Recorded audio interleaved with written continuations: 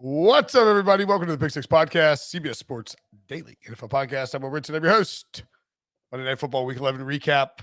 We're starting early at the 2-minute warning, actually, which is unusual for us, but it's pretty unusual for a team to get beat as bad as the Cardinals did. Last I checked, it was Trace McSorley throwing to A. Green. Surely, oh God, poor AJ Green. That's AJ Green. Talk about a low point, Ryan Wilson, in AJ Green's career when he's out there in a Week 11 game at garbage time, catching passes with Greg Dortch from Trace McSorley. That's where we're at. The score, we've got 38-10, assuming that Kyle Shanahan does the honorable thing and takes knees. There we go. We got knees coming down. It means the game's over. 38-10, final. 49ers roll the Cardinals. Whew. Man. You know what this reminds me a little bit, not entirely of, but from this week, Cowboys Vikings, just in terms of like, you get that really like sort of like mid to late season statement game from a team. And I mean, the 49ers look like a potential dominant force in the NFC, don't they? Yeah, potential. If Breech were here, Breech is coming. He's writing grades, but he would say potential team. Let's see if we get this podcast done before Breech gets here. Look, man. Hey, I'm all about efficiency. And you are the anti-Bobs from Office Space. So let's see how this works out. How about it? I'm really more like Peter. You're more like Milton. Is that his name? How dare you? So, yeah, I think you're right about the comparison. Great actor, by the way. Comparison in terms of what this feels like. And the thing about the 49ers, and this is the question I keep coming back to. I need Breech here for backup because I know how you're going to react to this. The Christian McCaffrey trade is a lot more palatable if you go back a year and a half or however long it was, and you don't do the Trey Lance thing. Because you gave up a crap ton for a guy that you don't need, it turns out.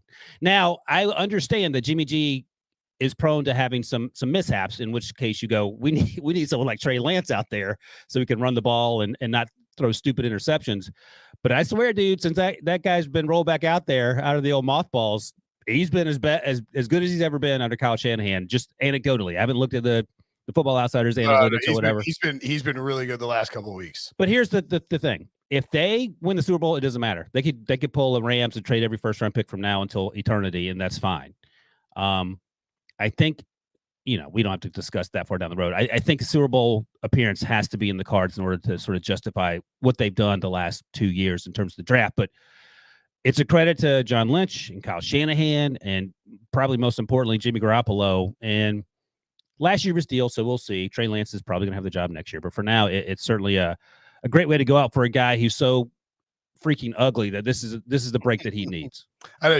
I assume you saw the clip of him at the Warriors game, right? Kyle Juszczyk's like, not to bring back NBA into it. I don't want to upset you, but Kyle Juszczyk is probably like, I'm a professional football player, right? And they're like, you do not care. Well, I think all three of the other guys are like have like notable girlfriends or wives, and so like every year, and you could see him look at whatever the Warriors owner is. He was like, yeah, I know her, or however he might know her.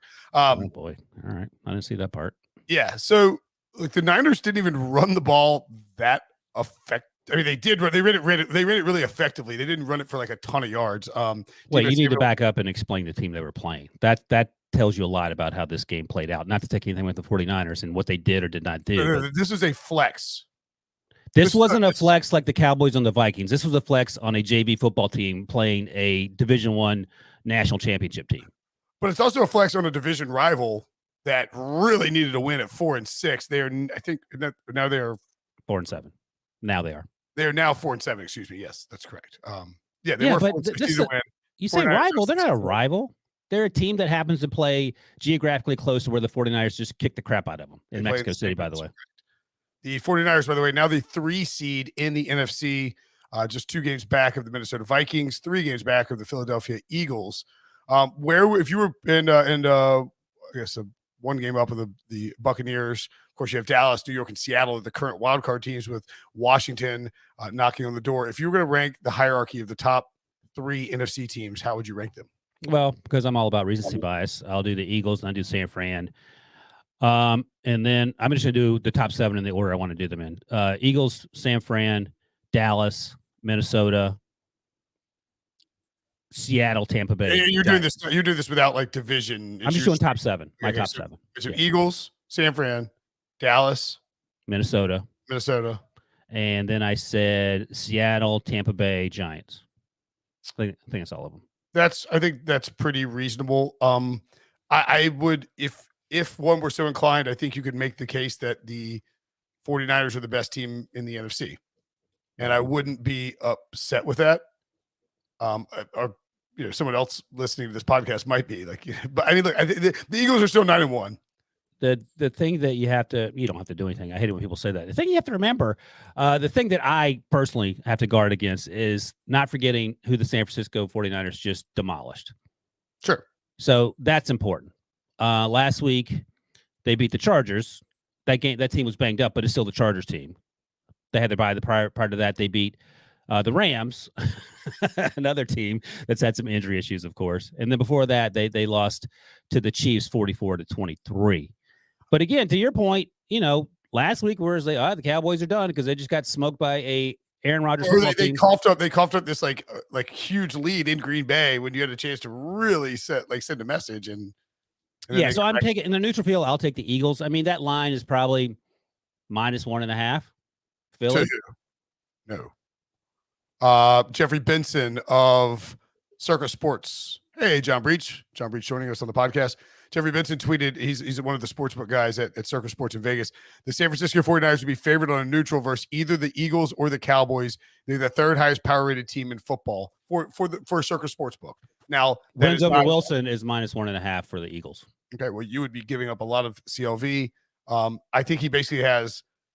They're basically what Circa Sports is saying with that comment is the 49ers are the best, to them, the highest rated team in the NFC, and the third highest. What's that? No, I understand. I get that. Yeah, I'm just saying, like, I think that, like, to anyone who's listening that or watching on YouTube, youtube.com/pick6, subscribe, rate, review, like all that business. That basically the 49ers, in the eyes of the bookmakers, are one of the most talented, or the third most talented team across the board in football, and would probably be number one if you flip them, obviously, with a quarterback for the Chiefs or the Bills, or even the Cowboys, maybe even the Eagles. But Jimmy G's been playing well, John Breech. Breech, let me ask you before you answer that question or even just comment. We were just rating our top 7 teams in that order. It doesn't have to be by playoff matchup in the NFC. And wins over Wilson had on a neutral field, Eagles giving 1.5 against the 49ers. And Brinson was just saying a sports book that one of the guys he knows has it the other way around. I actually think I agree with the sportsbook and Brinson. The 49ers it looked like they were trying to get their legs under them at the beginning of the season. Obviously, it started with Trey Lance, and so that first loss they had was kind of fluky. Then they lost that 11-10 game to the Broncos. Remember, Jimmy Garoppolo during the summer wasn't even going to practice. He was sitting in a closet, like reading Nancy Drew books. This guy wasn't doing anything because why in a closet? Because the players on a separate practice field, but in a closet reading Nancy Drew books is just as close. Yeah, but he was not practicing with the team. Is the point? Oh, okay. In July, in August, because they were so sure that he just wasn't going to be a part of this. That Trey Lance was the starter. That he was going to be traded. Maybe he gets traded before the season, and so it didn't really feel like this 49ers team really gelled with Garoppolo until you started to get to midway through the season. And this felt like a trust game where Kyle Shanahan was like, I'm just going to let Jimmy unload it because I think we can beat the Cardinals even if he throws 3 interceptions. The Cardinals still have a great defense, got their backup quarterback in there. I'm going to see what happens. I need to know if I can trust Jimmy. He uncorks Jimmy. Jimmy comes through with this 4-touchdown game where he looked really good. Yeah, but wait a second. Let me just follow up on Breech for a couple things. So I mentioned this to Brinson earlier. How can you put any stock in the Arizona Cardinals as an opponent, number one? And number two, why is this team better than Philadelphia in your eyes? Well, I think that Shanahan has more weapons at his disposal. Yes, I know what the Eagles have, Devontae Smith, A.J. Brown, but when you're talking about George Kittle, 49ers are objectively have a better set of weapons than the Eagles do. All right, I want to get Breech. I know how you feel about it. Yeah, exactly. And so, you give the Eagles an advantage, the advantage at quarterback, but I don't think Jalen Hurts is enough better than Jimmy Garoppolo to make up for the weapons that the 49ers have. And what about the Cardinals part of the question that you avoided?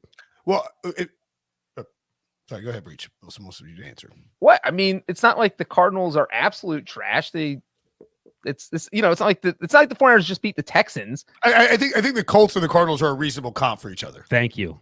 Okay, well, let me just say that putting up 38 points on anyone in the NFL is impressitive. I don't care who they're playing. Well, one of the other things too, when you're talking about like who's the best team in football, this is not like the Eagles have the overall record for the full season. Unquestionably, over the course of the entire season so far, they're the better team. But I think if you're just taking sort of a rolling 4-week period, that you would take the 49ers over the Eagles, and that is part of the equation because when you're talking about getting to the playoffs, you want your team to be playing well. And I'm not saying that Philly can't be playing well or that Dallas can't. Like Dallas is playing really well right now too. I think that the recency bias is. You have to be careful with it, but it is okay to take into account recent performance because that does, in my opinion, if you have a reasonable sample size, does provide possible future information. Like look at these last 3 wins. Jimmy laid an absolute turd against the Falcons. They lose to KC, and no shame in losing to KC. But the last 3 weeks, and again, the Rams are really struggling. The Chargers are the Chargers, and they were off a bye, and then the Cardinals are the Cardinals, but.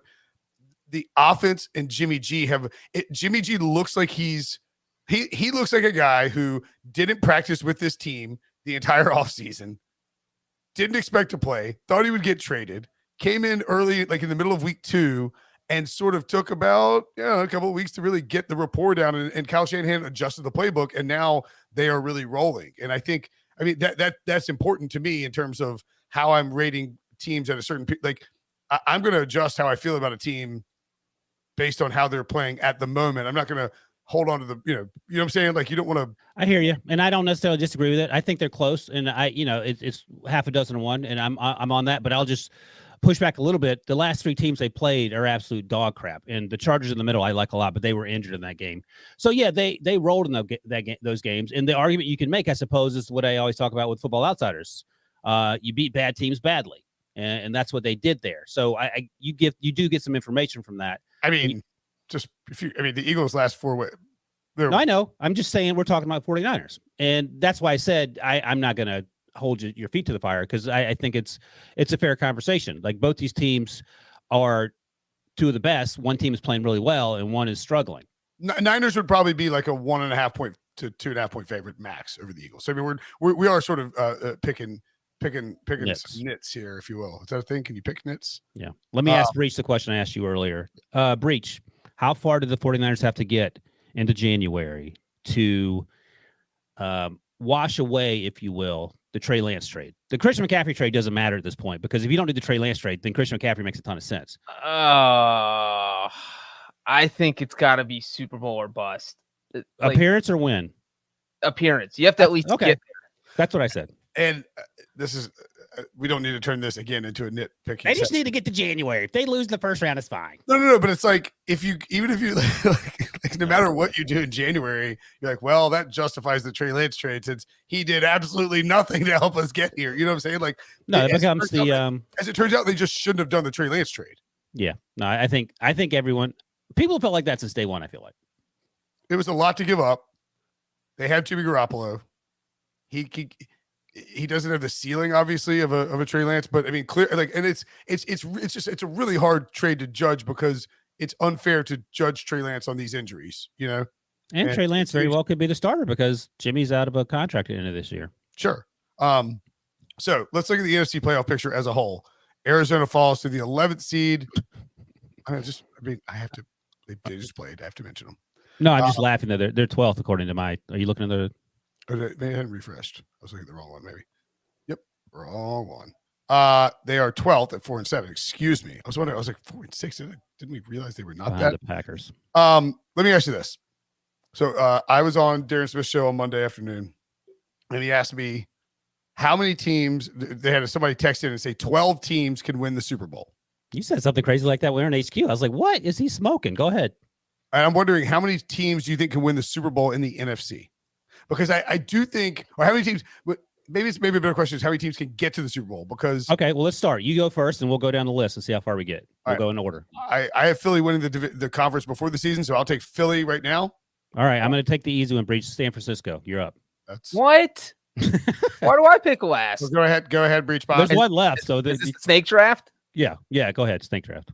So if I get the next two picks, no, you get one. This is not a draft. We're not playing for anything. We're just naming it. And the first person to say no, I want out. That's when we stop the list. Okay, but I still get to name 2 in a row then. No, you get one. Oh, so that Breech name one team. I will take. I know it's not a draft. We're trying to see how far the contenders go. So, Brinson, you have the Eagles. Wilson has the 49ers. I'll go with the Cowboys. Yeah. Thank you, Breech Bot. I am going to take the Tampa Bay Buccaneers, and the reason why, very quickly, is that they're going to win that division because the rest of the division is not very good, and they have Tom Brady. And to get to the Super Bowl means they have to win probably 3 games in the playoffs with Tom Brady, which I know they haven't looked great this season. They're 5-5. But if Tom Brady needs to win 3 games to get to the Super Bowl, he's capable of getting to the Super Bowl. So Tampa Bay, I will go with Wilson. All right. With the 5th pick of this playoff draft that we are doing, most certainly, I'm out. First of all, you should have stopped at Tampa Bay. I mean, you shouldn't. That's why I refuse to do a snake draft. I was going to say I'm out. So, yeah, we got, what was that, 4 teams? 4 teams. So, I mean, Breech, would you go with Minnesota? See, I think you make the case for Seattle. Wait, Breech said Minnesota, right? You said win the Super Bowl, right? And I said make it to the Super Bowl, win the NFC. Oh, okay. I'll put the Vikings in there. I'll add the Vikings. Breech said the Cowboys, but yeah, that's like the 10,000 to 1, the Vikings. No disrespect to Vikings. Would you add either any of the Giants, Seattle, or Washington? I think I would take Seattle in there. I think that's look. You have to have things go your way, but there's so much parity. What is a comparable team that has made it to the Super Bowl in NFL history to the Seattle Seahawks in 2022?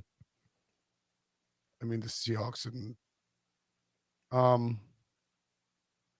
NFL. I mean, let me think about recent NFL. I mean, all right, just think about it. You have to answer now. But my point is that it's so incredibly unlikely. I don't even know if you have a first-year starter come in and take a team to the Super Bowl. Russell Wilson. No, he didn't go to the Super Bowl the first year. Sorry, Tom Brady. Twice. He's already on the team. He already He did it twice. I mean, I just think. Look, you look at this. Look at who's in. Look at who's the top 7 in the playoffs. You're telling me Seattle couldn't beat the Vikings, and then hope for an upset, and then maybe steal one past. Well, when you put it like that, yeah, it's possible. But I think the odds are extremely of course. But I don't think I would rule Seattle out. I think the Giants will end up maybe missing the playoffs. So far, okay. So we have 4, maybe 5. You said 12. I think 6 is the max for me at the NFC. That's a lot. See, here's my problem, and with Minnesota, because that's probably the one that most people are wondering why we wouldn't have them there, is that I would have a tough time seeing them beat the Eagles. I'd have a tough time seeing them beat the 49ers. I'd even have a tough time seeing them beat Tom Brady and the Buccaneers. Obviously, we saw what just happened with the Cowboys on Sunday. And like the Giants are the only team I think I would pick Minnesota to beat out of the current 7 teams that are in the NFC playoffs as far as the playoff picture right now. So you're at 4, Breech. I'm at 5. I'll say 5, and Brinson somehow at 6. So Brinson's got to get 6 more teams into the Super Bowl conversation from the AFC. Yeah, I understand. I didn't think they were all coming. Yeah. From the. By the way, quickly, Bob Swirsky in the comments asked me. I just made the comment that I turned to my boy Gino pretty quick. I still love Gino, but let's be real. But you're not calling him by his full name now. He took the week off, so we'll see where he is when he comes back. And another thing about the Vikings, they've only played 2 of the 7 teams in the playoff picture, and they lost by 17 and 37. So is that good or bad? I don't think it's good. Okay.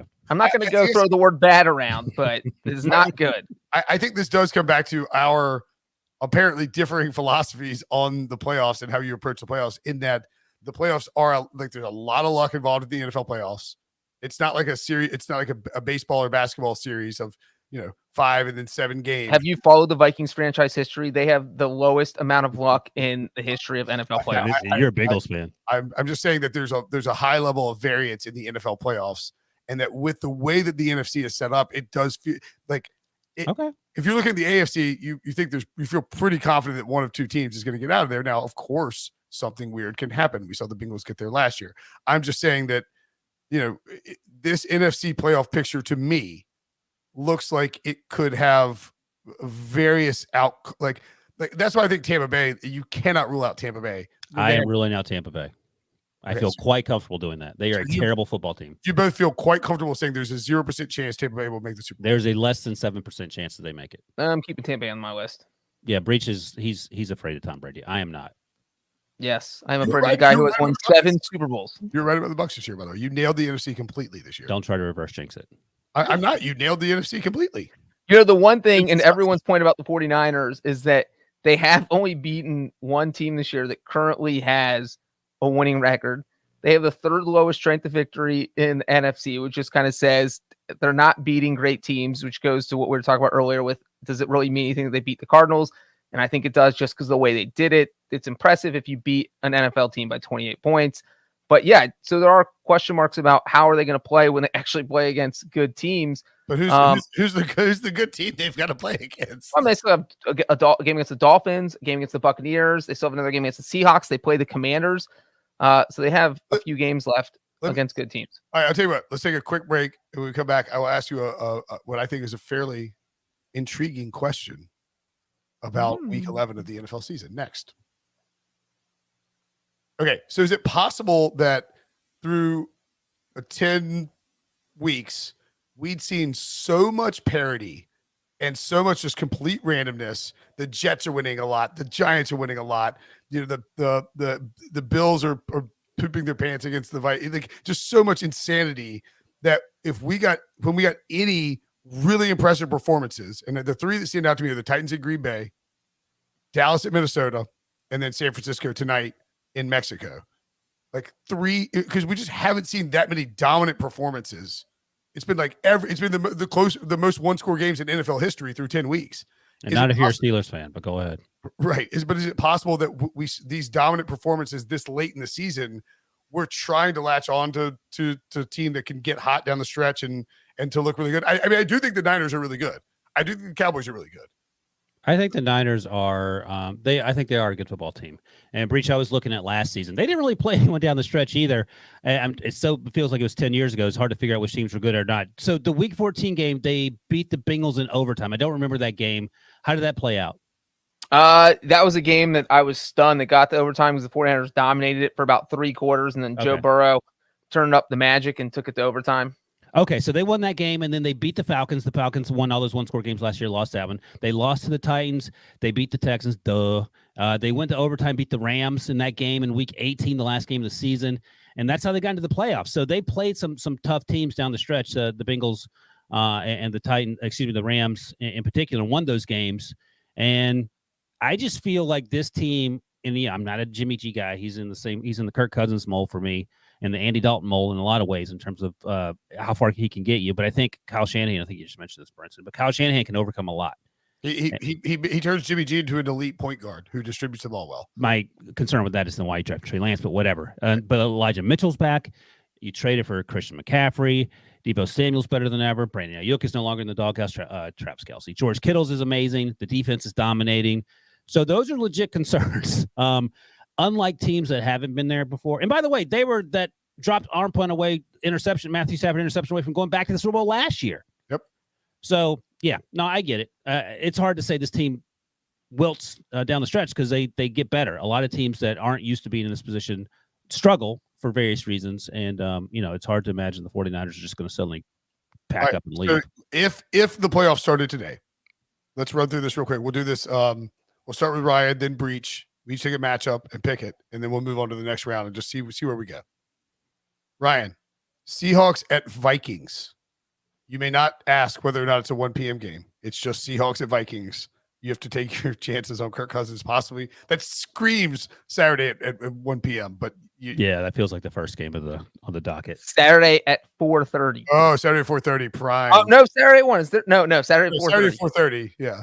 Breech knows that's the Saturday at 4:30 game for sure. Breech is our CBS Sports HQ / Pick Six Podcast scheduler. Yeah, I'm taking the Seahawks in that game.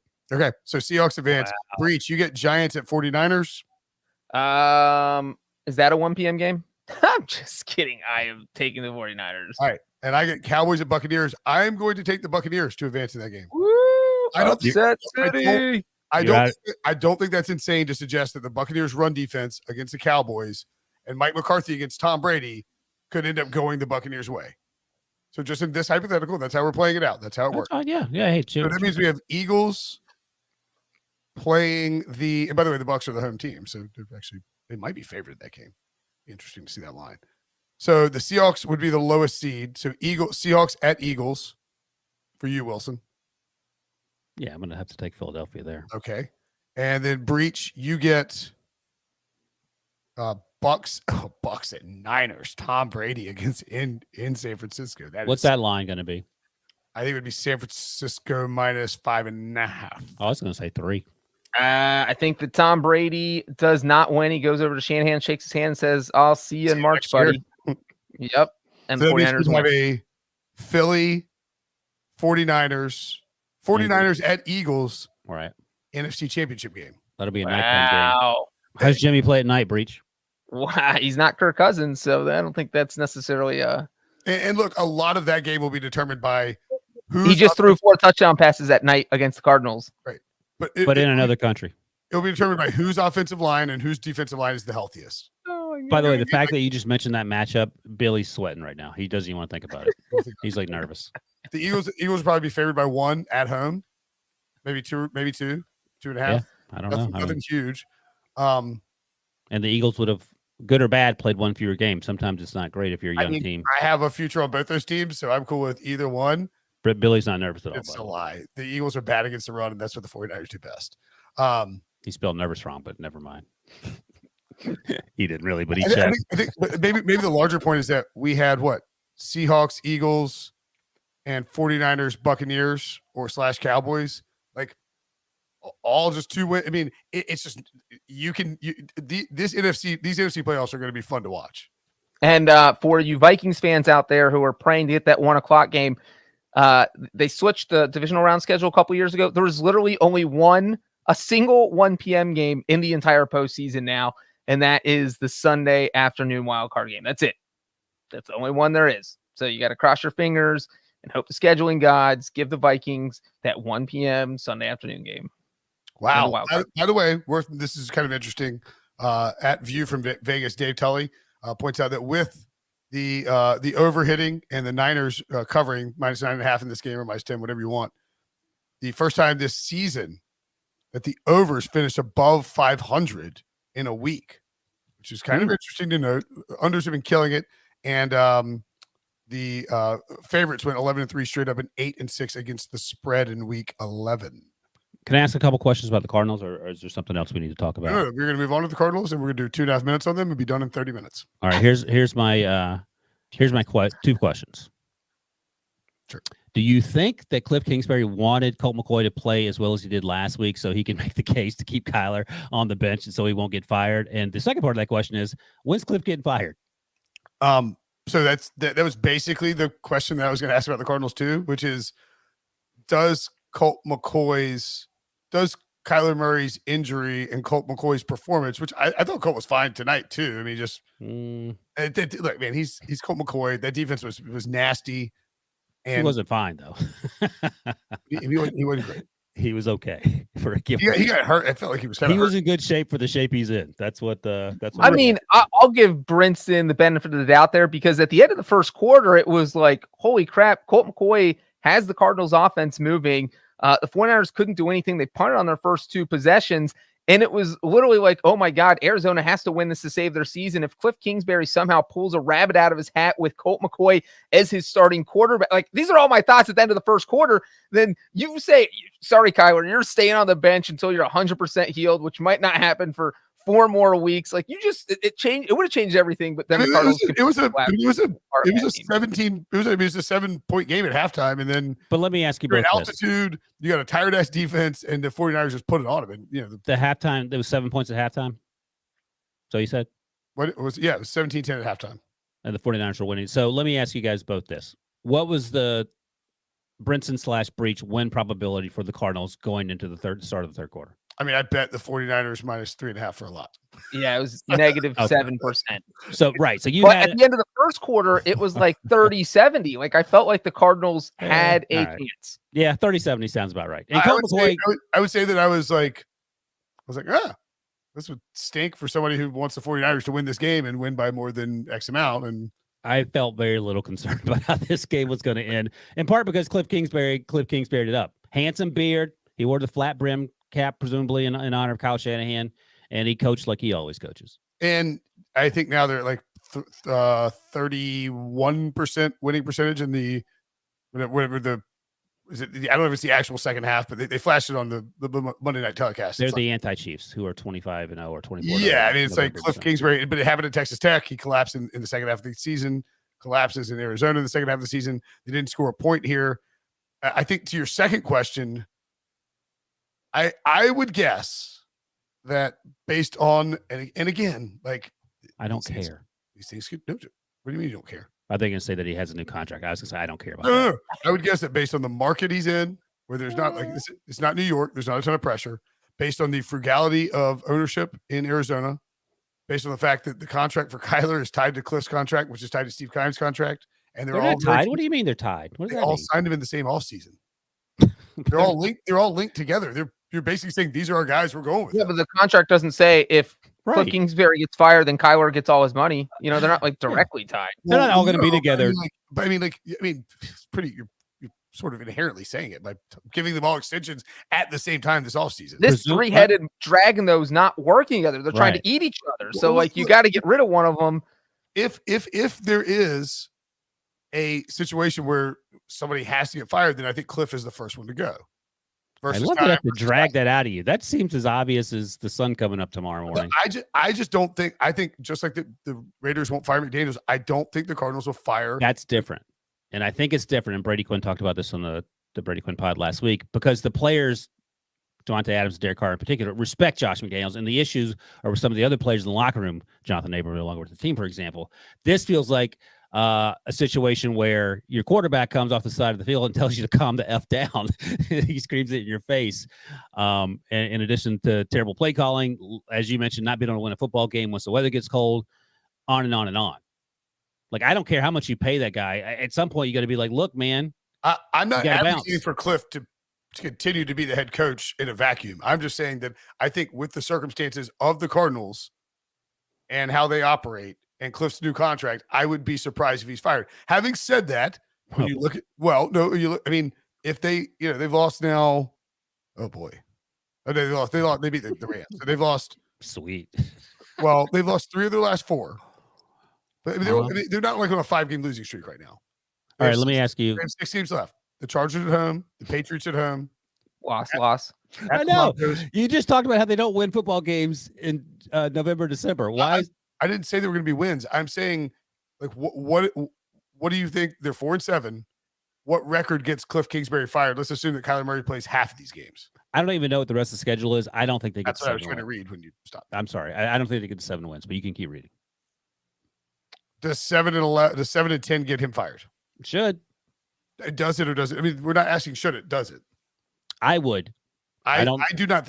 I would too, but I don't think it does. What do you think, Breech? No, I don't think it does. I think 5 wins gets him fired. I think I would start to agree with 5 wins because if you go 1-5 the rest of the way out with, what do I say? There's 3 home games, 3 away games. The final 2 games are away, which, look, I know this stuff shouldn't matter, but it does. When you have like a completely empty stadium and you get humiliated in your home building, it matters more. It feels like. So these next 2 games are massive for them against the Chargers and the Patriots. Like if they win those 2 games, I don't think there's a chance Cliff gets fired. Yeah, better chance he wins the lottery. But go on. What's next? I think the other games.